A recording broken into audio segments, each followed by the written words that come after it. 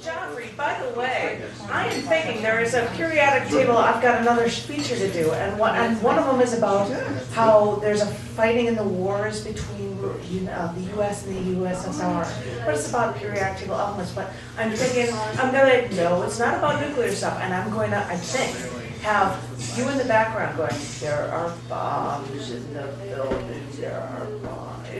I'm thinking, I haven't done it yet, but I keep saying I'm going to do something, and I haven't done it, and I'm like, I should actually do it. I hope that's good. I mean, I'll just have some audio track of you just saying that, I'm like, it'll be in the background, and I read a poem about some periodic table element. That's my thought. Hi, everybody. Before I technically actually start this feature, I was going to read a bunch of poems from the Scarce Publications 2014 poetry calendar called Don't Forget It. Because I've read a bunch of them before, but I still have a bunch to go. So I'm going to give you background music from the Ha Man of South Africa, which I'm going to start with. I must turn you on. Just as mellow background music, I hope it's the right volume. And I don't even necessarily need a pause between them or anything. I was just going to read a bunch of stuff and tell you where these things are published. This first one is from Travis Green. And it appeared originally in the Down in the Dirt Volume 118, which was the July-August 2013 issue. And it was also in the collection book Drowning. This is a poem by Travis Green called Drowning. I thought I could bury their bodies into the healing water, cleanse the pain that haunts the landscape. I thought the blood would ease away from their tombs, forced to diminish in the green, crimson walls, or fade through to the bare, splintered floors. Everything has slowly tumbled from their drooping frames, humming hymns that were once beating, now slammed, locked in the gutters. This is a piece by Matthew Horschkotter, and it was also in Dirt V119, the September-October 2013 issue, and it is also in that collection book Drowning. Matthew, this is your poem called Hanging the Innocent. The noose tied with the neck in mind, the platform constructed, center stage in town, the mob piles in. Alone in his cell, he waits. Through the crowd, they led him. They yell in disgust, chanting for his death.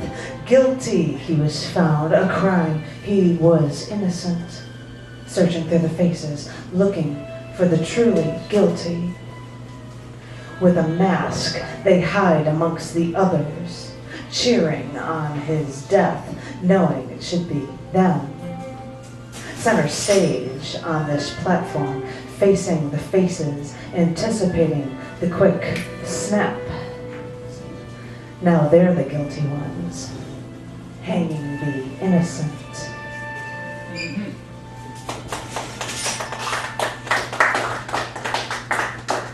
This one is by Bradley Bates. It was in CC&D Magazine V241, the February 2013 issue.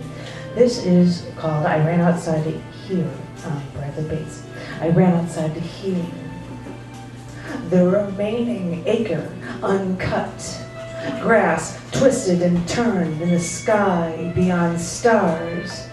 And I wanted night to fall to the ground like a person's history does. Each moment, one remains unsure of himself. The more he hikes cross country, the more skillful he becomes, rightfully so, before the summer holds. This is a poem by Travis Green.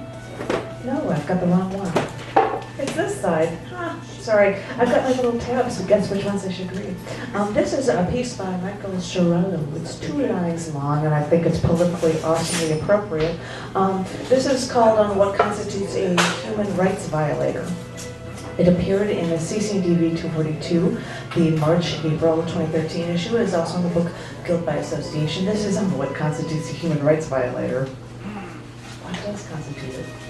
A dictator who always did so, but now no longer obeys the United States.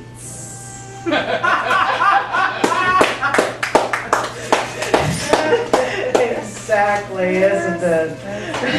Sorry, I had to get that one out. This one is, I'm gonna find it. He's not here right now. Some of you may have heard Tom Roby's Haiku, 2011. It appeared in CCDV 243, the May-June 2013 issue, which was also the 20-year anniversary issue. This is 2011. After tsunami, red-haired girl sits, clutching knees. Game of pickup sticks. Exactly. Well, they're supposed to make a thing, right? Exactly. This is a poem by Gregory Liffick called Flesh, and it was in the chapbook that was also in the later book called Understood, which actually the cover has an artsy photo of John over there. It's really an awesome picture, and you don't see it like that, but it's just like a face. But it was also in the Donna Dare collection book, Drowning. This is called Flesh. Love has serious teeth, long and hungry, sinking into skin with a passion, the better to desire with. Sorry. This one is from Dan Fitzgerald, and it was also in the 20-year anniversary issue of CCD V243, and it was also in the CCD collection book Guilt by Association. And we were looking for things that related to, because of CCD Children, Churches, and Daddies magazine, if you have things about children or churches or daddies. So this one was in this book, and it was called Death of Children 2.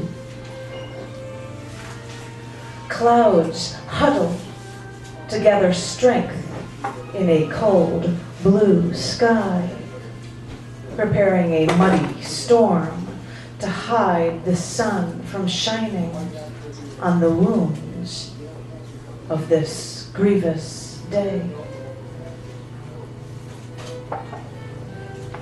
Totally understand why we would be applauding, sorry, nobody should be applauding. I've got two more on this one so that I can catch up to the year, so I've got tons of poems from people throughout this year. This was a poem by Christopher Mulrooney, and it appeared in the September-October 2013 issue. It was also in the CCD collection book called Art Is Not Meant to Be Touched. Well, you know how you go to a museum or something, you can't touch something, and that's what that was all based on. You don't touch a painting or a bronze statue of Jesus. Or that actually happened. We had this whole argument. My girlfriend went to the Smithsonian and started touching this bronze statue of Jesus, and they were like, no, don't touch the art. So that was where that came from. This is Christopher Mulrooney's poem, Return of the Birds. When the fountain was cleared, the trees heard song again, even before the pipes were connected. Read that one again. It's a nice... Read that one again. This is the Return of the Birds. When the fountain was cleared, the trees heard song again, long before the pipes were connected. Cool ideas on that one. This last one I'm going to read from this whole series for you is, I'm not going to do it. Should I do a secret journal? I'm going to do two of them because I say so. This is a local poet, because he's from the Chicago area, and Roger Cohen, or Cohen, I don't know. Roger, this is your poem. This is A Secret Jar. These things are yours. These burdens you carry around, like so much ash. You own them, just as they, in turn, own you. what you inherit, you pass down in the same manner as they were passed to you. You place your inheritance in a jar, bury it in some deep place in the soul's garden. Watch it grow by the year.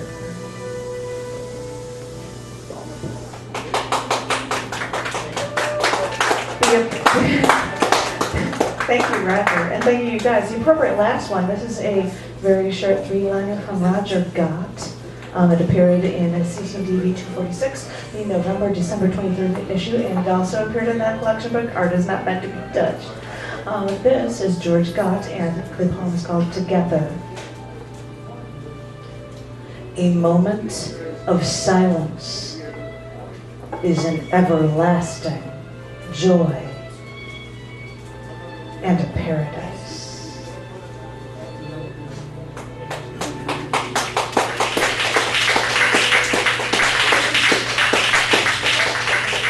I'm just going to leave this music going on. Ladies and gentlemen, boys and girls, hi there, and welcome to the Chicago Gallery right here at Gallery Cabaret. Hi!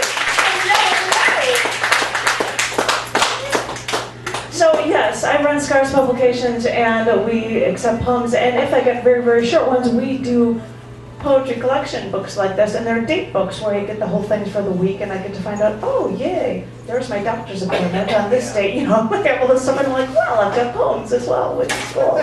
So I figured I'm going to chalk up and read a bunch of them for you guys, and I will kill the music for my first open mic, which would be Joffre, because he's triple plus awesome.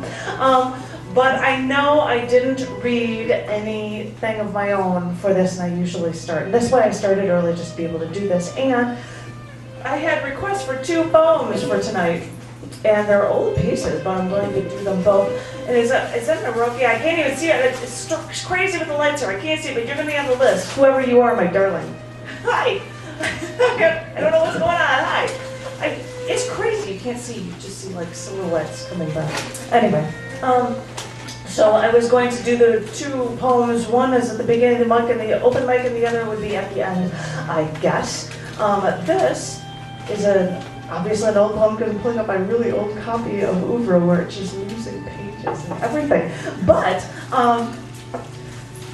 it was also suggested to me that I should do this for open micers. If we don't have an idea, we should have Lisa Heminger back in the 90s had written a poem because she loved Emily Dickinson. And what if I had 2 minutes to talk to Emily Dickinson? And she had this thing that was timed down to 2 minutes, and a couple other poets thought of doing ones, and I know that 2 minutes of Alice Nin was done, 2 minutes of Ayn Rand was done. And because of this was one of the ones that was requested, and I don't know if it's going to be 2 minutes or not. Should I kill the music, or should I leave it on? Let's kill the music. Kill the music, yes. Yeah. Because I need a timer or something, which I don't have, but I'll just try to be fast and within the 2 minutes. But this is a piece called 2 Minutes with Ayn Rand. I don't believe in things that aren't proven, that we have no evidence of. But sometimes I still wonder what I would do if I had 2 minutes to talk to you. When someone asked me what I'd say I'd rather hear you speak. I'm sure the words you would impart on me would be infinitely more than what I could say to you. And if I could talk to you, I wouldn't know what to say. But I know I'd have to tell you, like all of your fans, that in the past, that I thank you for showing me that there are logical people in the world. That man can live by reason, that reason is a virtue, that selfishness is a virtue, that I have a right to what I earn, to what I create, to what I know to be true. I would have still been searching blindly for philosophical answers to the meaning of life if you had never told me that I was worth something, that I am my own end. And it's nice to know that even when I'm surrounded by these unthinking masses, that there are people out there who hold the mind as the highest value out there somewhere in the world. And the fact that they exist, well, that brings a smile and that helps me through my days. But you knew that, and you wrote about these heroes over the years, and how could you manage to write gripping 1,000-page novels about heroes that the rational man can't help but love? And did you really find that love in real life? Because I've always been looking. You created these heroes, but are they just created? Does anyone else understand these values as I do? Yes, thank you for giving me the answers I've been looking for, but tell me that there's someone else out there who found the answers too. So maybe, if those who pose this unreasonable, illogical, ethical question in the first place, maybe if they could give me another 2 minutes, maybe then you could do some talking. And then maybe you could explain to me how to get the days when no one understands you. How to accept less than perfection when you've seen the purity and the clarity of the thinking mind.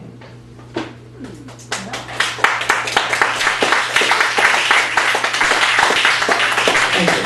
And I have to just say, I have found that since I wrote that poem. Sorry, I have as an older piece. I'm like, I found it. My heart doing all that gooey stuff and blah, blah, blah. Because I'm not good at gooey stuff. So, I'm going to give it up for my numero uno guy for the open micer, and I see people coming up, and I've got more people on the list. So please give it up for Joffre Stewart. Joffre!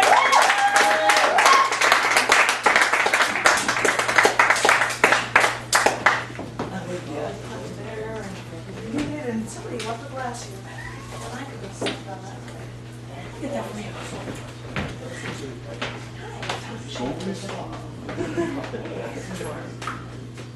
I'll read 3, 2 of them mine. This first one is from the War Crimes Times.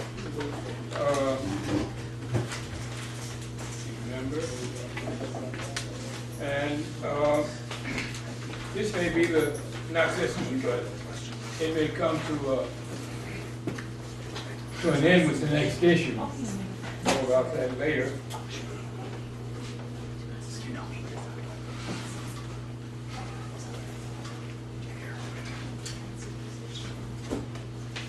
It's by Mike Hasty, written in February.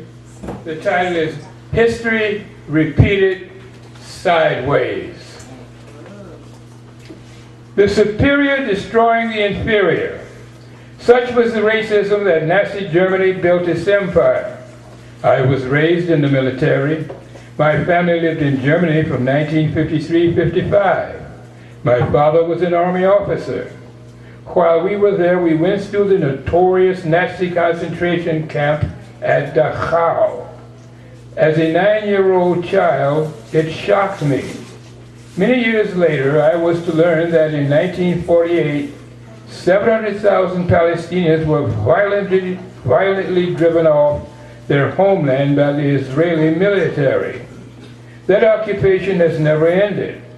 Just before we left the Dachau concentration camp in 1954, I stood next to a statue of an emaciated Jewish prisoner.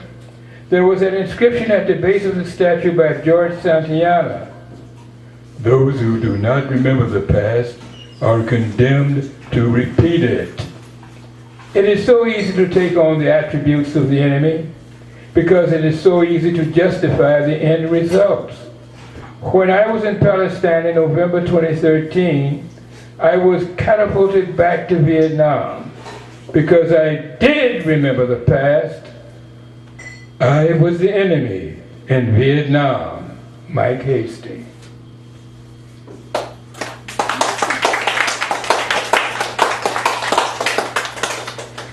And they're having the War Crimes Times is having a peace poem contest with a focus on the Christmas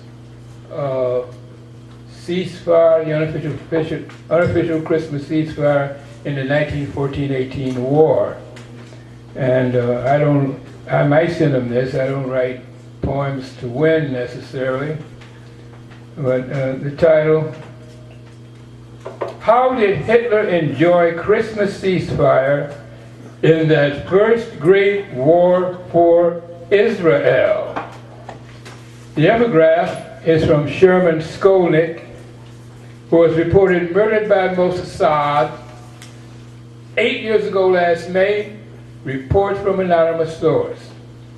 New York City firemen, there were bombs in the building. Cyberspaceorbit.com. crucial info evidence, explosives toppled WTC. A contest poem contests, as do these battle lines from a pacifist who notes the war crimes times coming to a ceasefire, giving Obama some undeserved rest.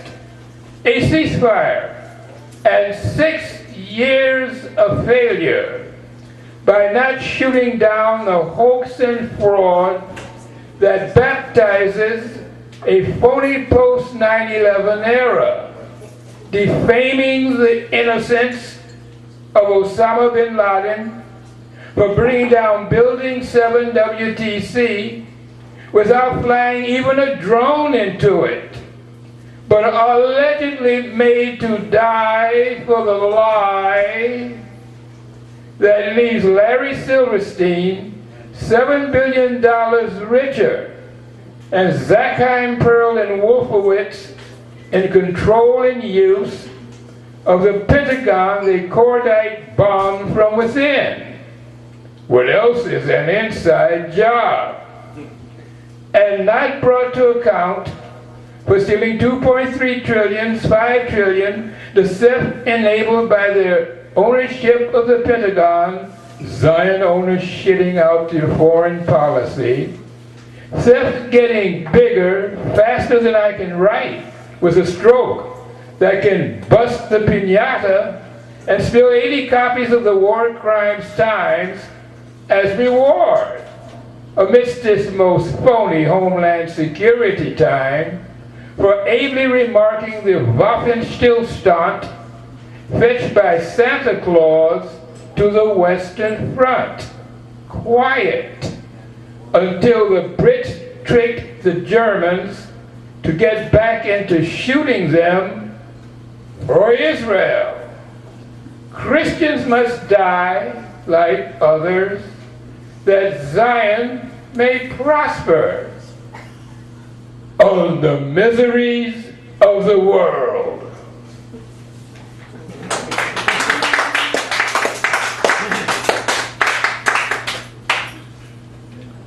And the title of this one is again a question.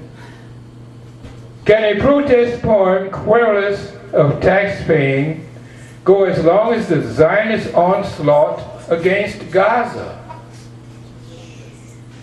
The burning Buddhist, more flamboyant than he whose eyeballs melted at the sight of the nuclear age, leaves his, rarely a she, carbon footprint on the global warming unconvincingly cool as Israel heats things up in Gaza, heavily serviced by ambulance fetching to Egypt, where the meaning of revolution seems to be heavier dictatorship, as it was for the Rothschild-funded Bolsheviks replacing the cousins of the King of England. Everything gets back to London. Such family, scattered in capitals, has trouble keeping it together against Capital, which Marx condemned as Jewish, some of whom, not unlike this poem, have titles. But also unliking the title, the poem cannot keep up with the suffering in Gaza, constrained by limits of open mic.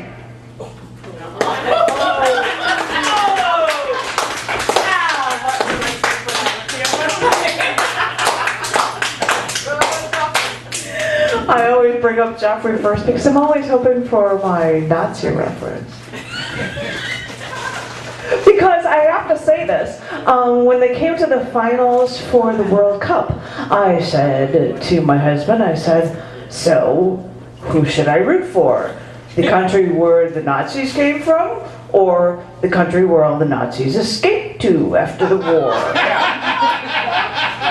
And then last night on freaking Colbert Report, they're one has more living Nazis. And I'm like, oh my God, he pulled my joke. That's really hysterical. But anyway, so I got to get my little Nazi comments on it. But anyway, whatever. I have nothing else to say about Nazis at the end. I'm going to let it go with that. Oh, God, I need to. Hey, I have no idea what sort of political statement this woman is going to say, so I'm really looking forward to hearing from Annabelle Echo. Give it up, my love. Annabelle. Woo!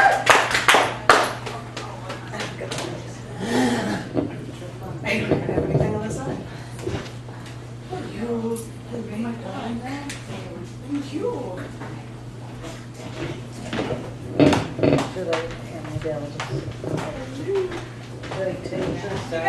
The whole thing just up, down. Yeah, yeah. That's okay. But can you hear me? Okay. Do you want me to lift it? All right, I think it's fine. Okay. I want crazy low. Yeah, I think it's fine. It's just, I always think I'm, you know, there's a lot of advantages to being short, but I always think I'm taller than I am anyway. Okay. A QWERTY YouTube WYSIWYG. Quicksilver men, days of future past, we dem boys Wiz Khalifa. Epic rap battles of history, radioactive rude magic dragons, imagine rap god Eminem. Talk Dirty to Me, Jason Derulo official music video. Uber Haxer Nova. Iggy Azalea's, I don't like to say this word, Pussy with a $2 sign song. Imagines Dragon Demons. One Direction Story of My Life, Own Age Pranks. PewDiePie. America's Got Talent 2014. Smoosh Skrillage. Do you want to build a snowman, Falcon Lover? Gangnam Style Gummy Bear Song. How Frozen Should Have Ended, Justin Bieber. Kid Ink. La La La Naughty Boy Lyrics, Latch Disclosure. Zombie Zumba Dance Workout. Xbox One versus X Factor. Captain Sparkles, Thanos Gaming Vsauce. Believe me, Lil Wayne, best day of my life, American author. Nicki Minaj's Nene Dance, not a bad thing, Justin Timberlake. And last but not least, Minecraft. Okay. This is a two. I don't know if you call this a duplex or a duplay, but this is a 2-poem set basically. Okay. But Tom Roby would know what it's called. Okay. A QWERTY Google WYSIWYG. Quizlet Quadratic Formula. The Walmart Walking Dead. eBay Uber Haxer Nova Redemption Code. Redbox Rate My Professor. Target Cartwheel. Coupons with a whole new spin, PewDiePie. YouTube. America's Got Talent 2014. United Airlines Smoosh Skrillix. Instagram. Old Navy Orange is the new black. Pandora, PayPal, Pizza Hut. Amazon AutoZone. SoundCloud, Spotify. Dropbox's Quest. Fifth Third Bank, Forever 21. Google GameStop. Hotmail Happy Wheels. Jimmy John's Java. Kim Kardashian's Key Lime Cove with a K. Lollapalooza's 2014 LeBron James's King's Domain. Zillow's estimate zip codes. Xfinity Xanax Zoom. Captain Sparkle's Costco Chase Online. Ventra Vio's Victoria's Secret Mobile Virgin. Best Buy BuzzFeed Bing. Netflix Noodles and Company. And last but not least, MapQuest.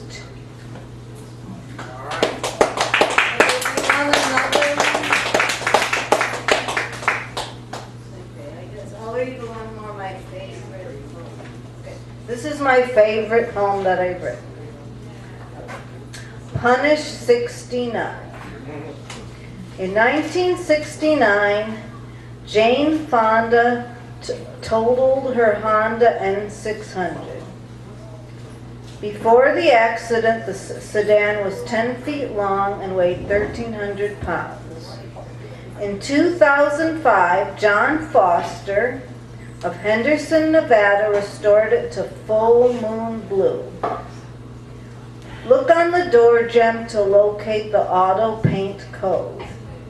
Its original 2-cylinder, 36 horsepower, 36 cubic inch motorcycle engine was replaced with a Mustang 385 V8 Triton. The weather-worn and mangled vehicle tags found in a remote chasm at the bottom of the crash site were reattached to the vehicle. They read, air quotes, P-U-N-I-S-H, punish, punish.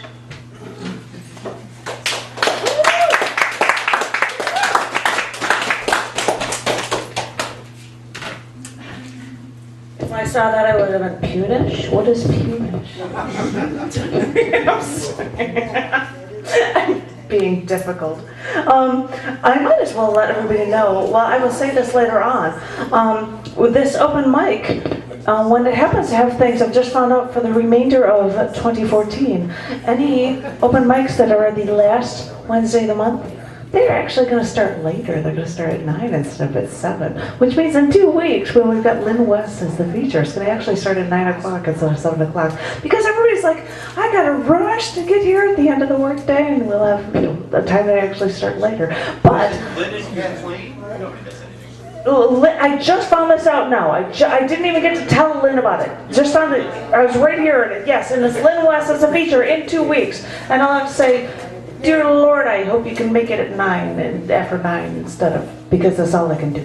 Isn't it her and Kathleen? Kathleen can't make it. It is all about Lynn. This is a night that's all about Lynn. I know. It makes me feel bad. It does. She's had that up, but Kathleen Shannon Roberts can't make it, so it is just Lynn in 2 weeks.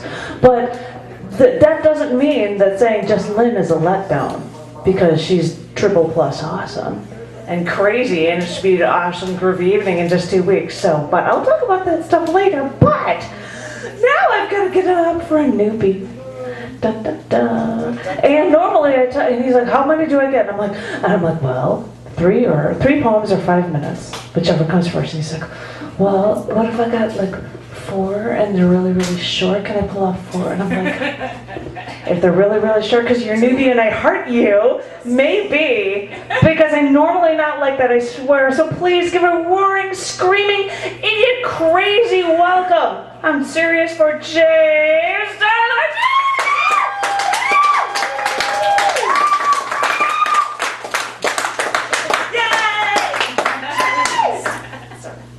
Yay! Hey, 2 of us can't have our pants like that, man. Okay, how you guys doing tonight? Good, good. This is my first time Yay! on open mic, as she just mentioned. So the first one I want to start off with is called True Happiness, and it's one that I actually did on my way here for tonight. Alright. And it's true happiness comes from within. That's what some say. But how true is the saying? To me, true happiness can come from material things that the world brings, which can also perish at the drop of a dime, so be careful as to what you cherish. True happiness can come from seeing the next person's hurt, physically, mentally, and emotionally, but they would be sick. But it's my happiness, so who gives a shit?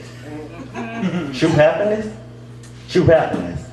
True happiness for me just so happen to be seeing the next person rejoice, having no remorse, love, peace, and happiness. Those are things that money can't do for me. My true happiness. My true happiness just so happens to be tonight. Being able to sit here and spit lines to you such as this. You know what? I just proved another point again. And that's that true happiness does come from within. My next one, it's one that I prepared last night. It don't take me very long to get none of these together. And this one here is called Conceited, because I'm the main person, if not the only person that I talk about. So it goes. Good job. Proud of you. Damn, you sexy boy. Oh yeah, that outfit's gonna draw attention as soon as you walk through the door. Dark, slim, and handsome. My, you're such a handful. Every day for you is a different style. Every day for you is so wild. Speechless. Yes, I know. Ma, you look good today. Yes, I've already been told so. Head so big, not physically. Well, yes it is. They say die, while I say live. They say ugly, while I say gorgeous. They say mistreated, I say no, my people. I'm just too damn conceited. The next one, I'm trying to get these 5 minutes. The next one that I did, I also got together for last night. And it's called, Whose Life Am I Living? Whose life am I living? That's what I love to know. Everything that's been spoken over me, bad. Every bad thing that's been spoken over me was designed to make me live by the judgments and criticisms of the world. Well, at least I thought so. My struggles, my pain, my hurt are my gains. That you thought would eat at me and disfigure my character is the exact thing that gave me my name. So whose life am I living? Scared to wear the clothes that I desire. Scared to listen to the music that inspire, all because of the skin that I'm in. But I learned one thing in life, and that's that doesn't define me. My life, this life that I live, is to my fullest to please God first. This life that I live is an original that can never be rehearsed. So this life that I live isn't a game. This life that I live isn't called Sonic or Mario. And again I repeat, it isn't a game. But the life that I live is to recapture this young man that I once knew, who got lost along the way, but yet had the face of a grain. This life that I live is all about James. And my very last one, I got my 5 minutes out the way. And my very last one is called I Am, You Are, We Are. I am the youngest of 6, born into a complete family with a married mother and father who was not satisfied with the choices that they made, so they decided to go their separate ways. You are their strong sister, not taking any crap. Very independent, beautiful, intelligent, and stout. That's who you are missing. We are America, the ones who claim united we stand, divided we fall, but turn our back on each other at the drop of a dime, with hearts as cold as stone walls. I am that our brother, not afraid to take a chance. Risky little fella, that's what they call me, but I don't give a damn as they will see. I am a work in process whose life has just begun. And do I mind being called odd? No, because I am number one. You can very well be that person out on the street, cursing and losing their mind, not giving a damn as to who see you, all because you went to this party one night you were told not to go to and your friend spiked your drink. Yet, we are trustworthy, the land of the free. Funny part is, we can't trust each other and don't have any peace. What happened to us? What happened to saying ma'am and sir? Does anyone care? I am, you are, we are, America.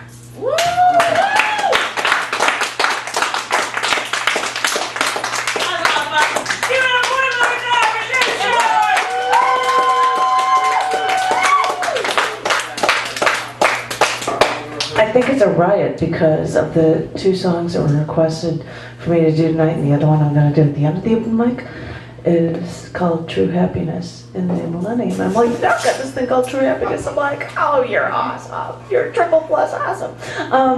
Enough of that. I decided to put my sidekick, I just wrote it down. I'm like, I'm going to put you down on number 4 on the list. And there's a long story from back in the day with Joe Rorty. Whenever he would come to an open mic, he's like, I'm always going to take the, look at the fourth spot is always an asshole. And so Charlie Newman's like, I'm always taking the fourth spot. And so I've decided to give that to my sidekick because he's nothing like that. He's Mr. Awesome and sweet and lovey, and I heard him so, and everybody else does too. So please, give it up for number 4 on my list. Give it up for Bob. Bob Sir himself, Bob Rashkow. I'm going to turn around that name for you, I think. I am very much an asshole. We know. And don't you ever forget it. You're an evil man. That's right. I am evil. I'm really the one who killed off Archie. No. In the days of mist and whiskey, the bottles half obscured by drift, my mind was pretty clear. It hammered out shanties, several a day, with no reassurance from anything like pills. Today in the cool lakeside cottage, the geese parading in the sun, I linger till tea, watching shadows as much as I'm willing to roam, and think back on a time of terrible thirst, a time when there lived a young soul, who dallied with mistresses, ink to the board, my half-shadow, fled beyond a farmer's fence.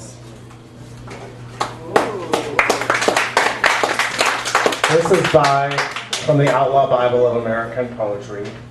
This is the poem for Jerry Pendergast, our wonderful featured. And it's called, It's About the End of the World, Stupid. And it's by Jack Weiler from the 80s. I always see the hills of Persia as brown and fading. The processions winding through the streets of Moscow, the crack of gunfire in Sarajevo, the sound of Allen Ginsberg's voice in the cobbled rooks of Prague. I'm putting on the veil. I'm remembering my place. I'm thinking of jobs long neglected. I'm watching for signs, for fractals dancing in the hills, whirling Sufis singing all the praises to the Lord, transfigured, melting. We've lit the last big Roman candle. It's late on the 4th of July. We're turning out the lights. Come inside while you still can.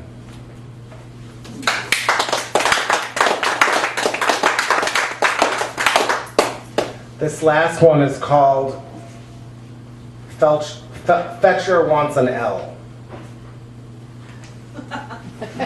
Sorry. Janet knows this one. She's heard it a million times. She's heard it, I'm like, oh. Let me find it. Oh. It's right here. Sorry.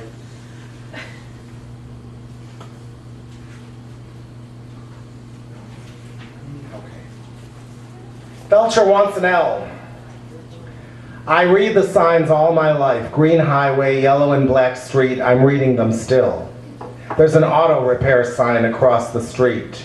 The Queen of Diamonds reads her story poem in the vestibule of a warehouse near Elston in Belmont. Her magic words wash gently over me, drowning the chatter within in scents of lavender and jasmine. I breathe slowly in and out. I glance outside from my chair at the sign which heralds the shop. Something is missing in the address. Not necessary in this day and age. Any location is signposted easily on the information highway. It's a letter, postmarked but undelivered. Still, it doesn't matter. It fits the pattern. I see myself trying to look relaxed as the handsome young slammer half listens to the Diamond Queen, anticipating the rest of his Saturday night. A fetcher of ideas, names, signs, words. Paint me a pretty picture. I will provide the caption. It could be a New Yorker cartoon or graffiti on the L. And Fletcher no longer misses the L. It's come to join me in my endless search for directions to that ideal, perfect word. Thank you.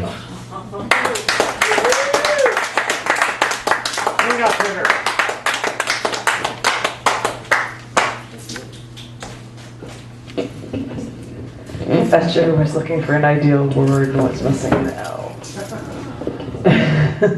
I'm sorry. I heard it and I'm like, bah! I lost right there. Now I'm going to have to do my big old screaming. I don't know the details, but Cough it up. I'm doing everything I can. I'm doing as best as I can, Mr. For a good Man. cause tonight, Thomas. Ah, yes. This happy little purple bag is because we are supposed to give, like I always like to say, our life savings, whatever you can for our phenomenal feature this evening with Jerry Pendergast. Give it up for Jerry. Come on. Yeah! Yeah! It's Jerry. No, that's just making me Jerry Springer. But put anything you can into it, and I believe that this is being donated, and I don't know the details. He's going to be donating this to people for a scholarship fund, I believe. But he will tell you about that because that makes him like, oh, triple plus awesome, because it just sounds so freaking cool. It just hurts. So, Students. For what? Sincure, our sister city in El Salvador. And this is what it is for. And so I'm going to pass this around, but in the meantime, I'm going to call up another open micer. And just because you're coming up here doesn't mean you're just supposed to not give anything for our phenomenal feature. Please, ladies and gentlemen, give it up for Wooden Head Press Man himself. Give it up for Dave Gecic.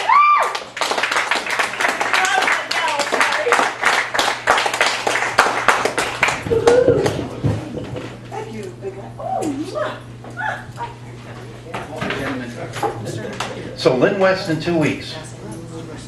She wanted me to ask you when her feature was, because she Now had it's at 9. forgotten. Well, we just found out. It starts at 9. And Okay. if she wants to feature early, she can.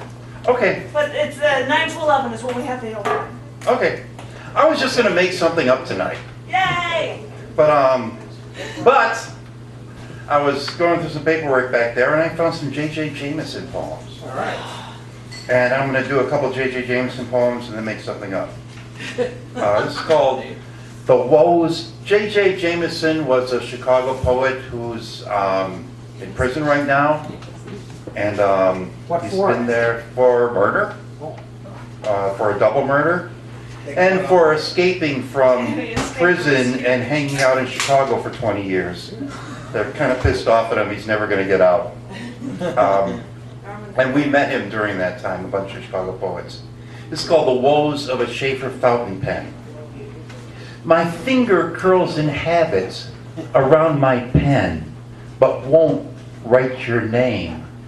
A tear floats down my nose, as it always does, in feeling your name rush to my fingertips. You've been gone forever now, at least since your birth sprang half-formed on my lips. I tried to touch you, your skin melted. You were really gone to where I don't exist. I tried to be your friend, but you said that wouldn't do, for I was just latching on, not letting go. Your memory clogs my finger and won't write your name, a bitterness I don't deserve just for having loved you. Woes of a Schaffer fountain pen. And Bob still remembers this.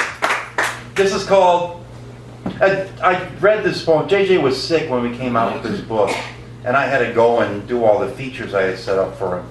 And JJ and I, about a month later, are walking down the street, we're walking down Milwaukee Avenue, and somebody comes running up to me and says, I love that poem that you did. And I said, what poem? That poem about the carpenter of words. And JJ like threw a fit because this is his poem. But he wasn't there to read it, so. It's called I Want to Be a Carpenter of Words.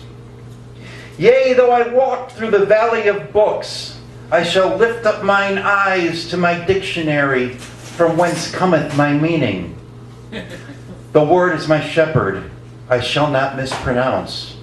Words that lead me to lie down in great definition. Words restoreth my faith, 69 years, testing whether this poet or any poet may long write. I want to be a carpenter of words. I want to take my sawzall to omniscalepsis, lop off my navel, and simply meditate. I want to be a carpenter of words. I want to take my plane and shade oxymoron from a cruel kindness to a smooth devotion of generosity. I want to be a carpenter of words. I want to take my axe to billionaire, a bill to those on lower whacker, and heir to those who can't breathe on their own. I want to be a carpenter of words. I want to take my jigsaw to nastiness and rearrange the letters to stainness and dye everything to politeness. I want to be a carpenter of words. I want to take some glue and give the limerick its due on the pretext it's just like sex, surely which I can do. I want to be a carpenter of words. I want to take my table saw and cut 6 inches off anti-disestablishmentarianism and join a monastery. I want to be a carpenter of words. I want to take my orbital sander to hate and sand off people as a possible object of that verb. Hate, only to be used for inanimate things. I want to be a carpenter of words. I want to take my chisel to politicians and carve those self-servers out of the 5th floor of City Hall and return that floor and every floor to we, the people. I want to be a carpenter of words. Take my hammer and nail, bent over, closed and ended, for surely meaning and definition will follow me all the days of my life, and I shall dwell in my dictionary forever and ever. Amen. All right.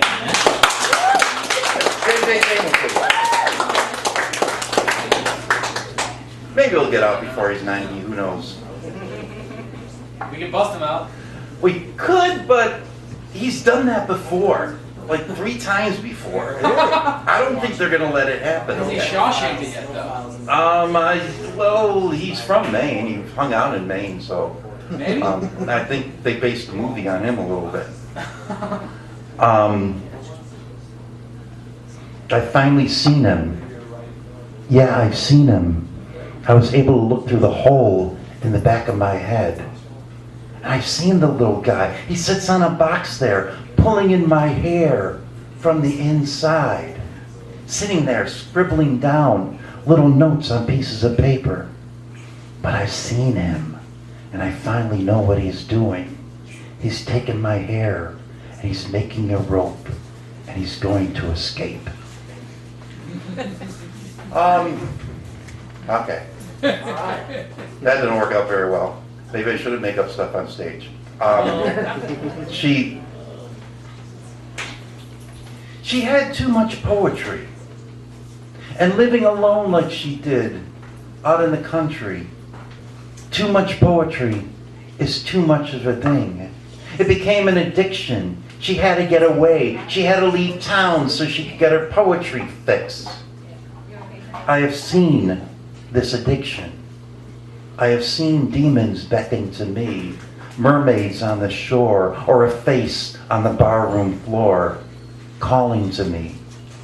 But with her, the poetry entered her body, and it swelled up 10 times. That tumorous verse filled her and controlled her life, and she sat night after night, hour after hour, scribbling little things on paper.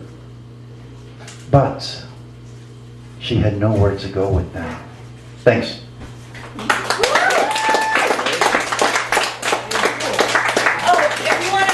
The bag is over there, my darling. Did you just say too much poetry in the beginning of the last thing? Too much poetry, yes. And I just maybe, for some reason, I just looked over at John. Huge tumorous verses splitting out of everybody's body. And I just looked at it. I looked at him and I said, too much poetry makes the baby go blind. And that was all that popped in my head. But that wasn't because of your poem at all. That's just what popped up. And that's all that I had to say about that. Because it related to nothing. So now I'm going to give it to the man who actually hosted the guest spot for Waiting for the Bus when Bob Stewart and I were featured on 7/7/14, because 7 and 7 is 14, and that's what we're all about. being pears in some twisted, perverted way. So please give it up for this man. He's triple plus awesome. I heard him like you wouldn't believe. Give it up. Well, I heard you well. So what is that about? Give it up for Bob Lawrence!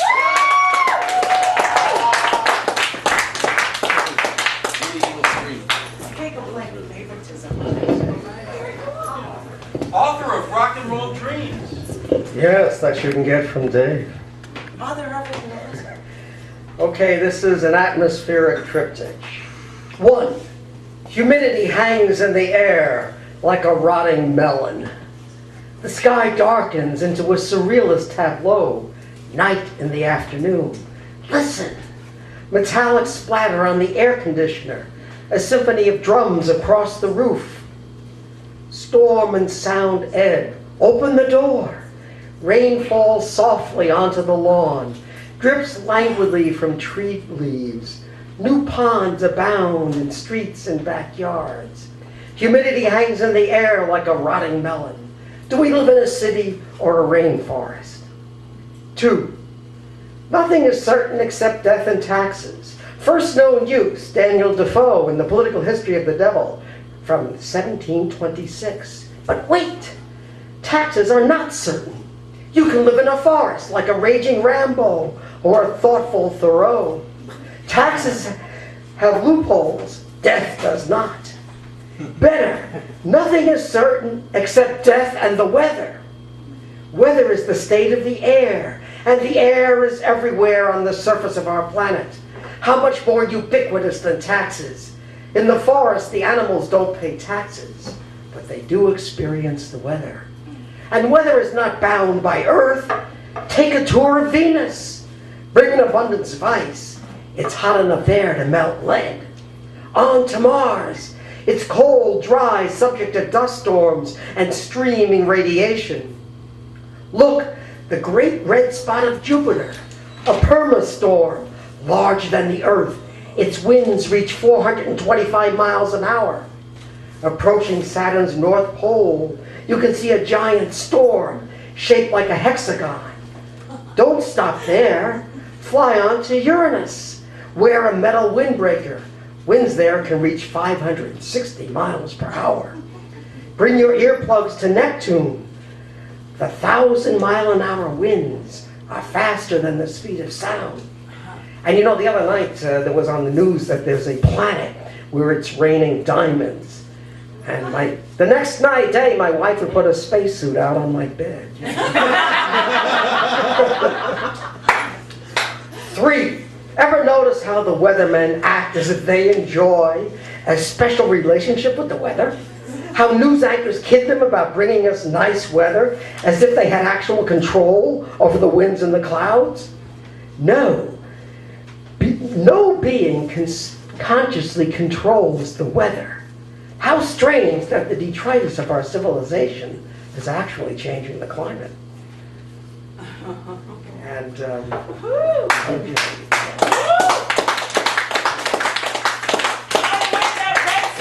Jupiter, 12 Earths can fit in the width of it. It's that freaking huge, man. yeah, it's pretty big. Yeah, it's all just air anyway. It's pretty dull. It just does the same thing over and over again, you know. It's just paper, blah, blah, blah.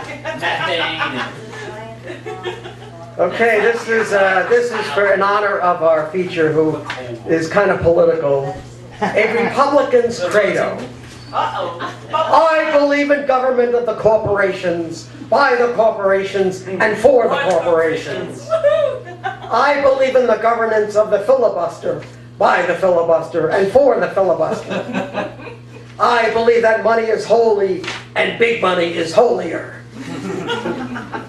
Our government must not hinder our corporations with environmental concerns. Fuck the spotted owl. Frack the ground. Take off the mountaintop. Only one environment needs our protection. The interiors of the mansions of the 1%. Repeal Obamacare. Defend the hallowed profits of insurance companies. People die because of lack of coverage? Doing business has its price, my friend. I support family values. Just don't apply those values to my behavior. Rank has its privilege. I support religious freedom for all, as long as the religion is the Christian one. I believe that corporations are people, and that they are more important than ordinary people. Therefore, a corporation's religious beliefs must prevail over the health choices of its horny employees. I believe the right of a citizen to own an Uzi or a bazooka surpasses the right of free speech and the safety of the public. Restrict the right to vote. Keep those takers out of the booth, not the right to buy a gun. I believe government that governs least governs best, but we should keep increasing the military budget. They are buying guns, aren't they? I love embryos. I believe that women who have abortions should be incarcerated. I don't have a uterus, so don't tell me how to run my personal life. I oppose immigration reform. Block the road to citizenship. Keep the aliens out. After all those immigrants are going to vote for the wrong party, the evil Democrat Party. I hate homosexuality. As our scriptures declare, being gay is a crime against man and nature. I will sign any pro-family petition you put before me, but please, don't block my view of my page boy's ass.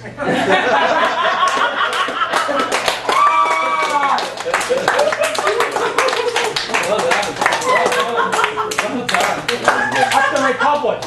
Up the Republic! Up the Oh my god, that was such a riot. And I feel bad that I don't have my bullets hanging from my earrings now. It's like, and how I had that discussion when we were like, oh, we're going to buy a Jeep Patriot because it's American. And we don't think you should speak American in America. So, anyway. Oh, that's very funny. You're making me laugh. And I believe I've got 2 open micers left. So, if somebody hasn't come and bugged me. So, in the interim, I'm going to say, hey, I've only got like, it'll be a month that'll have new issues of CC&D and Down in the Dirt coming out. Yes, Invisible Ink, and because this is the 21-year anniversary issue, it's actually showing its card to prove that it can get into a bar because it's actually that old.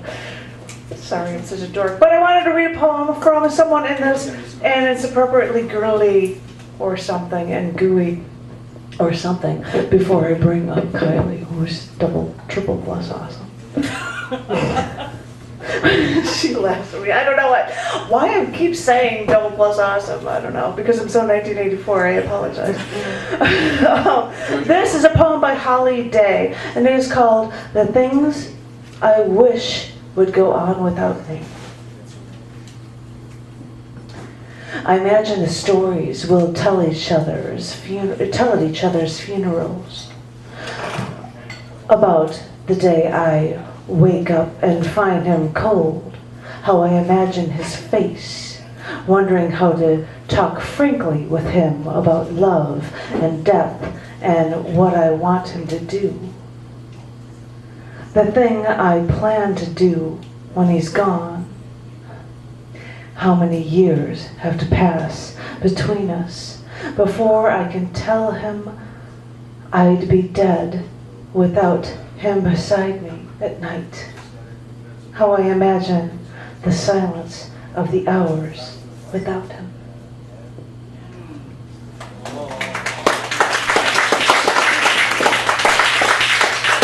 That makes me want to sad and gooey, and you don't have to be sad and gooey, but you can be loving and freaking awesome and gooey for Kylie Brown, so please do it up again! Yay! Everybody else! I have flowers for you. You don't have flowers? Oh, thank you so much. I'm not asking for your card.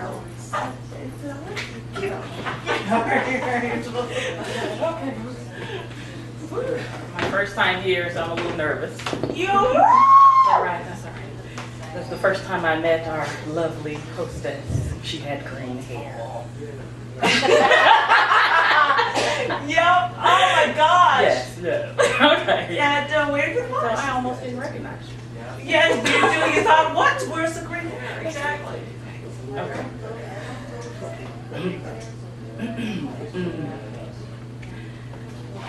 Are my eyes not patient? directions.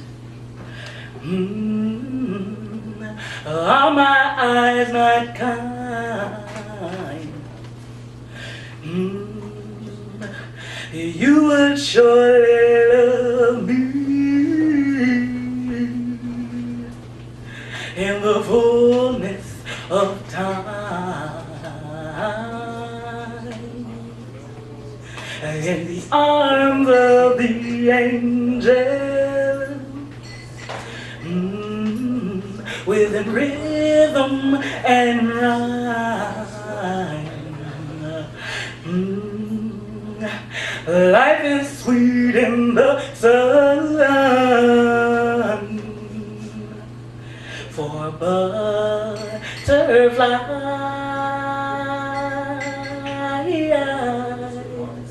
in Babylon. I woke up in a Babylonian bubble, a transparent prison, alone, helpless, useless.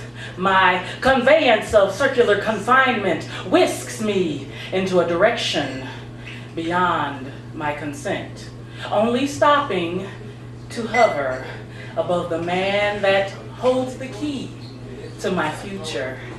Seeing him distracts me from my current state, and I even chuckle at his affinity for possessions in shades of midnight. His attire matches the interior and exterior of his massive vehicle, but the size suits him, for he is a man of impressive significance, and proudly I carry myself as his queen, basking in all that makes him he, from his Ivy League degree, distinctive career, exquisite tastes, stimulating conversation, heart of generosity and respect. For his elders, he is king.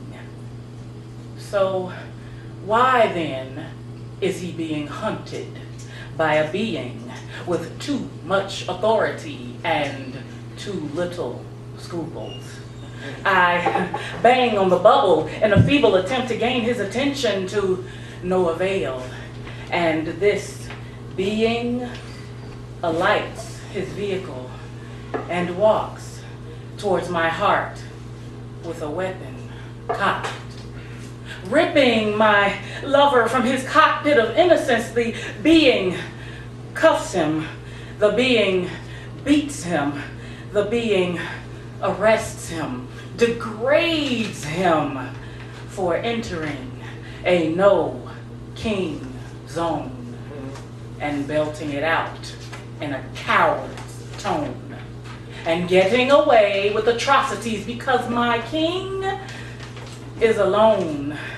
Hovering above, I scream and beat the bubble until my hands bleed, but I cannot help. He cannot hear, and I am paralyzed with fear, because you see, the man that I adore is tantalizingly tall. The man that I adore is decadently dark. The man that I adore is driving while black. Someone please tell me, how can this be that this being cannot see that this man loves me? How can he treat my king this way because of a discrepancy? My master protector has had his body broken. Cuts, scrapes, bruises, breaks, his tokens. And this being has visited my heartthrob much too often, and I'm beginning to believe that the goal is to send my soulmate to his coffin. I scream, beating the bubble until I bleed, then drop to my knees, for it is finally revealed to me that this being is not human, and does not see my mahogany king as a man. And so I awake, realizing that it was all just a dream, just a dream, just a dream, until the scent of liniment and cream forces me back to reality. And so duty calls. I mend the holder of my future seeds, distracting him from my tears as I sing. Are my eyes not patient? Are my eyes not kind? You would surely love me in the fullness of time, in the arms of the angels, within rhythm and rhyme.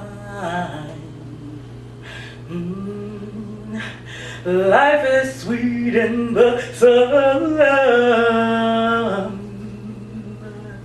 for butterflies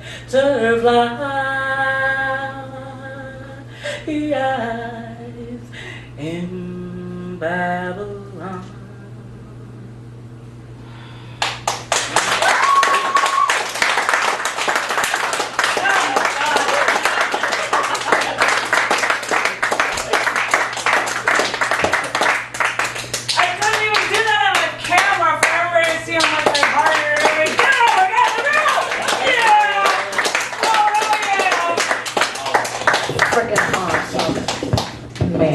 You should come up here more often, my baby.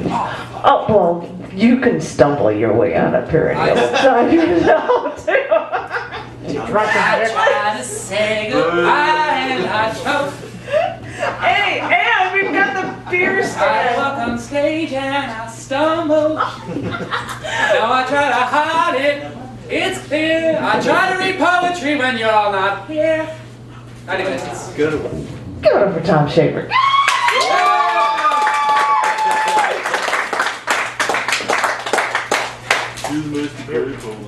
It's so good, man. You're just like, who is this? Fine. I don't want That was what I did at the beginning of the thing, and that's totally awesome, and I got it. Fooling around with the equipment, are you? Yeah. You're fooling around with the equipment, Mr. Man. That's what I do, he says. What? Because I don't have any equipment of my own. No, but really, I do. Not really, but no, but yeah.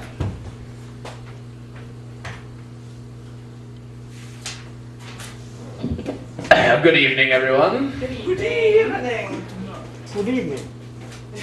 Here's a slam poem, I guess you could say. It's kind of a slam poem, a little bit. It is called To Joel Osteen and Other Demagogues and Hypocrites. Knock, knock. Oh, thanks. Religion. I need a place to stay. Can I stay in your science classroom? I don't get why you religious types are so butthurt about the way things are. Are you afraid of the beer truth? No, blear truth. Blear truth. Are you afraid of the banal glint of sun off the cross on the hood of your Cadillac? Aha! It's blinded you! The light of your God has blinded you! Are you afraid of the pale blue dot?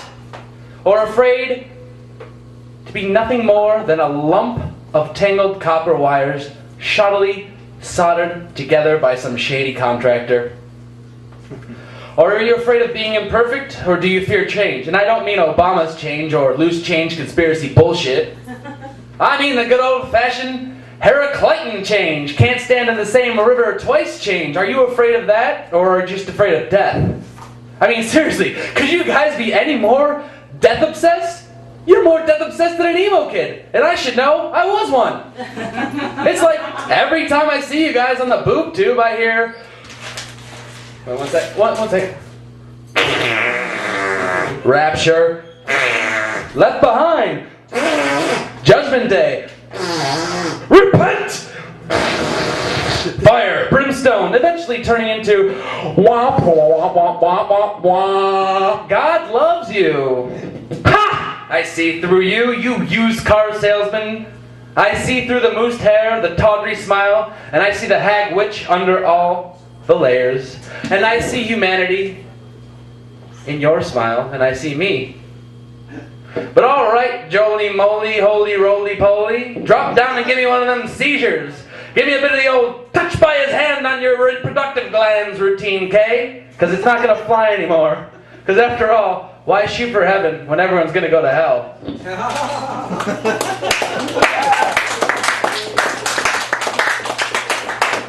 Against my better judgment, I'm going to do one out of the old, well, it got wet and fell apart notebook.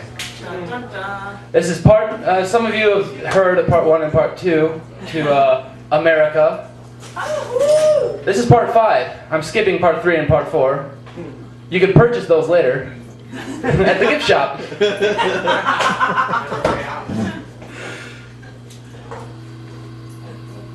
One second, I gotta flippy through this.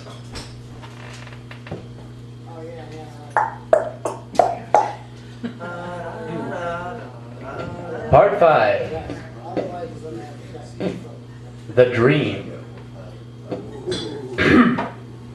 A picket fence and student debt, we dream, we dream. A picket fence and student debt, we dream, we dream. A picket fence and student debt, it's all that we will have left as we hang like prey inside the net. I curse the American dream. Here sleeps soundly the huddled masses, tired poor, flailing for freedom from Ozymandias's watchful gaze. Immortal Osiris, judge you who receives the grain dole? Ah, those who believed in freedom and died pro domo, died pro patria, for vanity, mirrors, pour contre nous la tyrannie? Ha, the blood-soaked furrowed fields of fetid fetishes.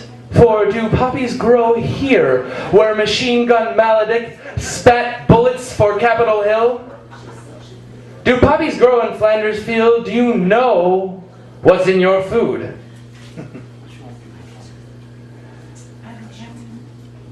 But in the end, there will be a little box to call your home, and that's the dream, the dream.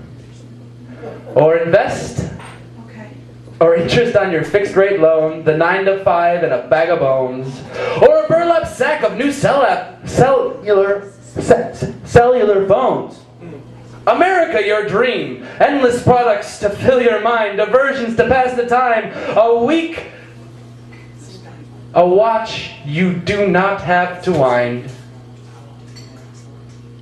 Tell me, is this sublime?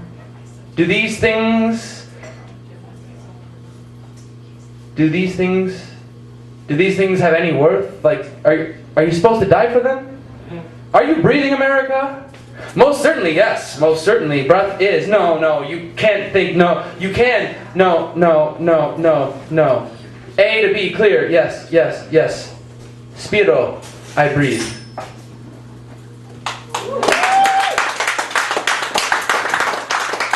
One more short one. This is called To-Do List.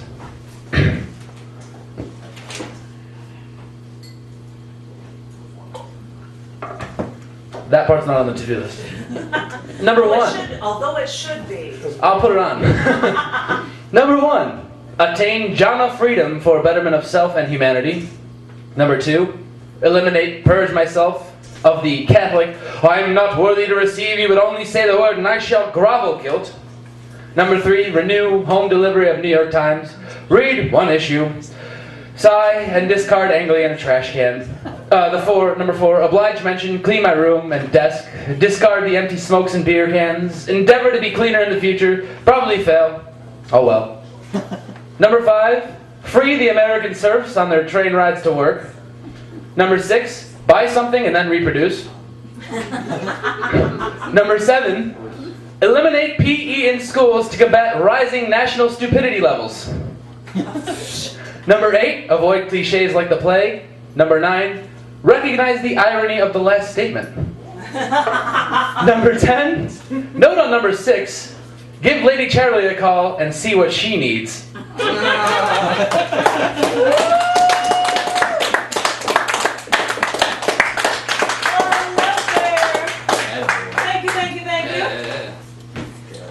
Because we have one more open micer and because Tom might run his beer. Oh no, that would be terrible. My precious. You cleared off the whole thing for us. My precious. I do You've got a beer stand. It's freaking awesome. Oh, we do have one more open micer, but she is Robin.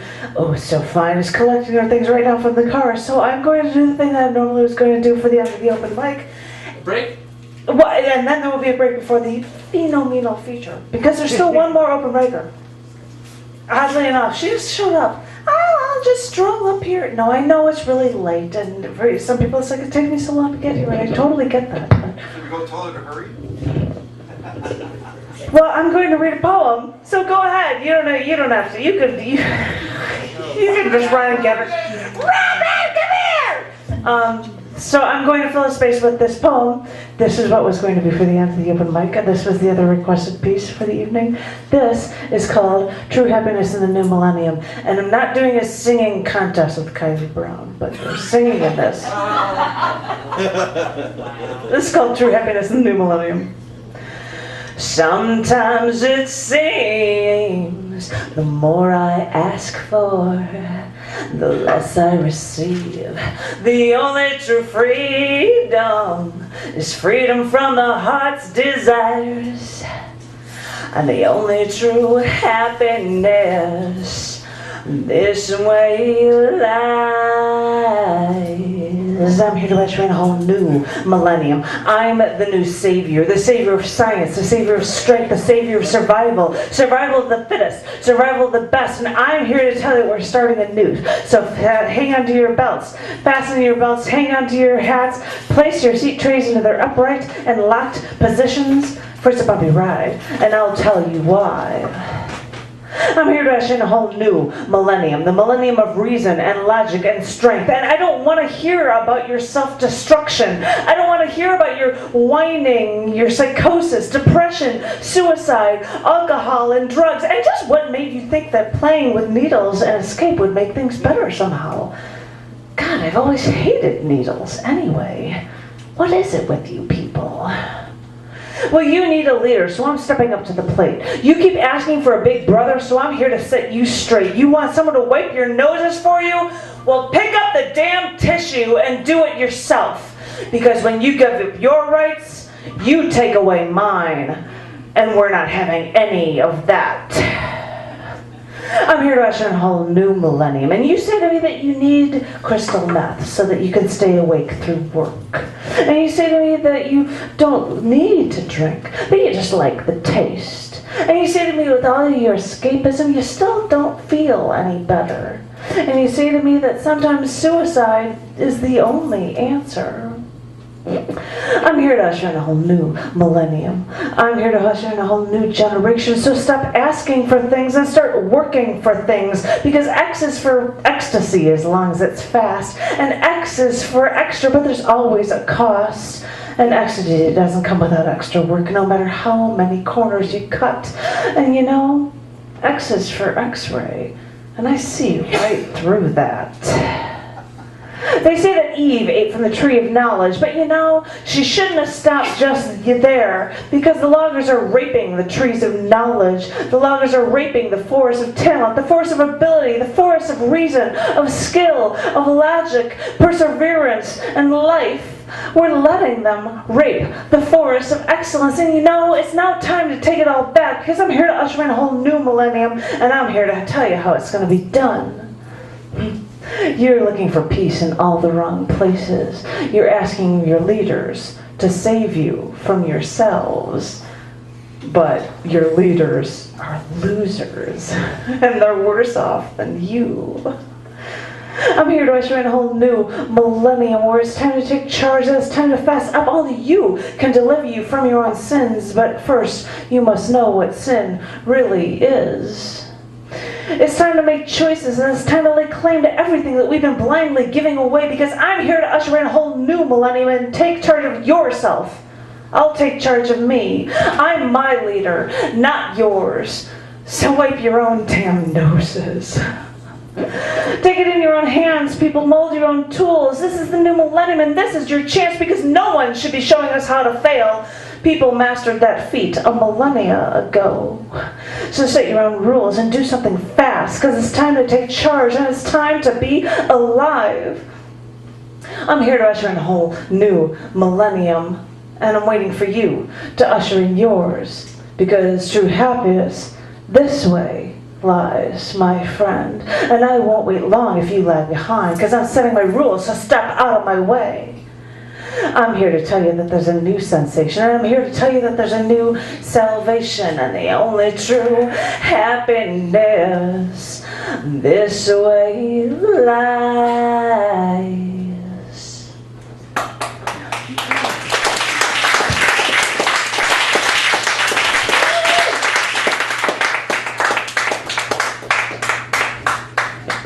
Thank you. The line to follow me will be starting. No, just kidding. Thank you. Please give it up for our last open mic of the evening. Give it up for Robin Fudge.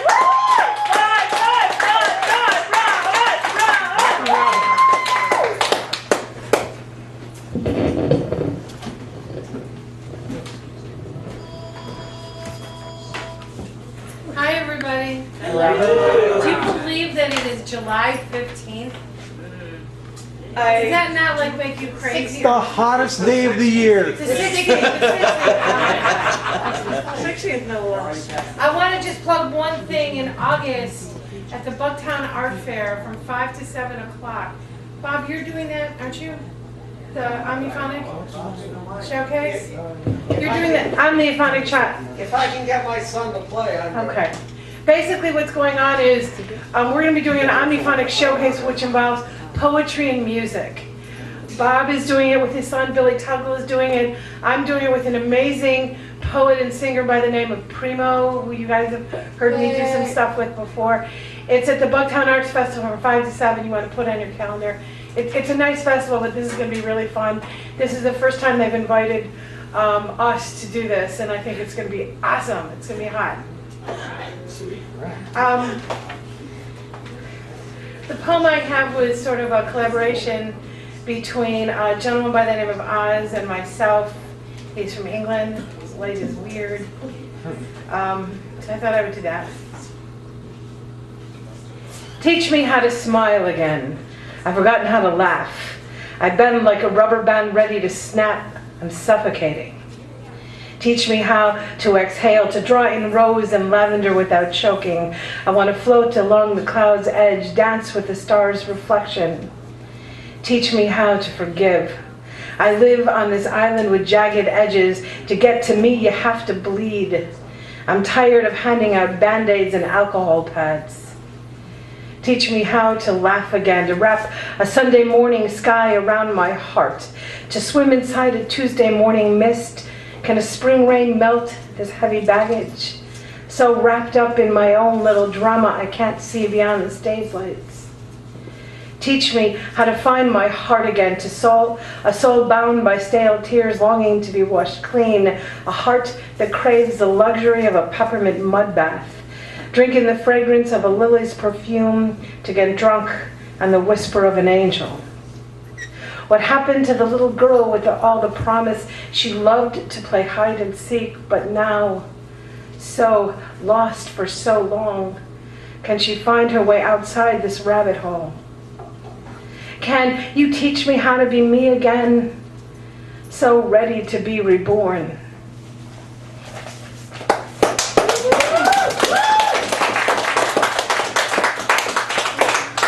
This is an old one, but it's one of my favorites. It's called Love's Addiction.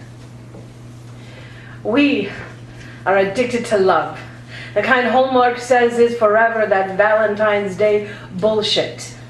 Commercials filled with puppy dogs and diamonds and cheap perfume. We fall prey to illusion every time, and Venus has transformed into pimp, selling her ambrosia to the highest bidder. We long for that quick fix, sweet juice of pleasure, and lust penetrates skin. Syringes of exhilaration pierces hearts. False joy courses through veins, and for a moment we think we are happy, and then it's gone. There is this dream of a warm and liquid romance. Waves of crimson and violet wash over my body. I float on a river of kisses and sonnets and pink champagne, and yet I'm parched, so thirsty for more. That sweet salty taste of skin, that wetness of breath on flesh, that pungent scent of bodies intertwined. And Venus is always there just behind the veil, pushing and pushing and pushing her bittersweet nectar, her love narcotic. If illusion is truth, and the truth is blurred by fantasy, then what is real anymore? If Venus is my reality, then I will drink full of her liquid pleasure, no matter the bitter aftertaste.